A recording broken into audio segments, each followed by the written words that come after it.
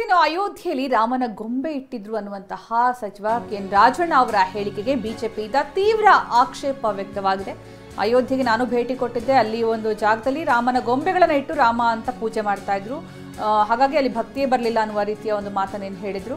ಅದಕ್ಕೆ ರಾಮನ ಶಕ್ತಿ ಹನುಮನ ಭಕ್ತಿ ಕೆಣಕಿದ ರಾವಣನೇ ಉಳಿಲಿಲ್ಲ. ಇನ್ನು ಸಚಿವ ರಾಜಣ್ಣ ಯಾವ ಲೆಕ್ಕ ಅಂತ ಬಿಜೆಪಿ ಟ್ವೀಟ್ ಮಾಡಿದೆ. ಹಿಂದೂ ಧರ್ಮವನ್ನ ಅವಹೇಳನ ಮಾಡೋದು, ಹಿಂದೂ ಭಾವನೆಗಳಿಗೆ ಧಕ್ಕೆ ಉಂಟು ಮಾಡೋದು ಕಾಂಗ್ರೆಸ್ ಪಕ್ಷಕ್ಕೆ ಅಂಟಿದ ಕುಷ್ಠರೋಗವಿದ್ದಂತೆ ಅಂತ ಟ್ವೀಟ್ ಮೂಲಕ ರಾಜಣ್ಣ ವಿರುದ್ಧ ಬಿಜೆಪಿ ಅಟ್ಯಾಕ್ ಮಾಡಿದೆ. ಅಂದ್ರೆ ಸಚಿವ ರಾಜಣ್ಣ ಹೇಳಿಕೆಗೆ ಈ ರೀತಿಯ ಟ್ವೀಟ್ ಮಾಡಿರೋದು. ಶ್ರೀರಾಮನ ಶಕ್ತಿ ಹನುಮನ ಭಕ್ತಿಯ ಕೆಣಕಿದ ರಾವಣನೇ ಉಳಿಲಿಲ್ಲ. ರಾಜಣ್ಣ ಯಾವ ಲೆಕ್ಕ?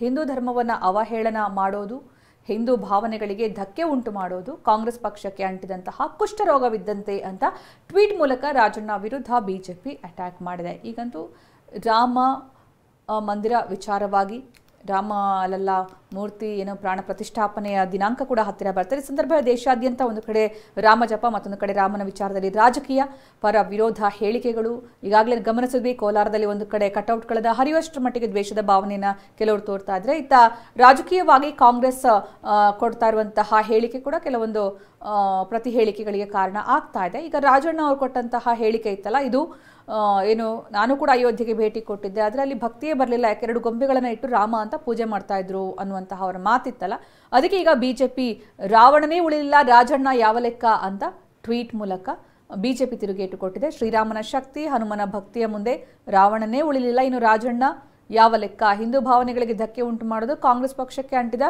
ಕುಷ್ಠರೋಗವಿದ್ದಂತೆ ಅಂತ ಇಲ್ಲಿ ಬಿಜೆಪಿ ಟ್ವೀಟ್ ಮೂಲಕ ಕೆಣಕಿದೆ.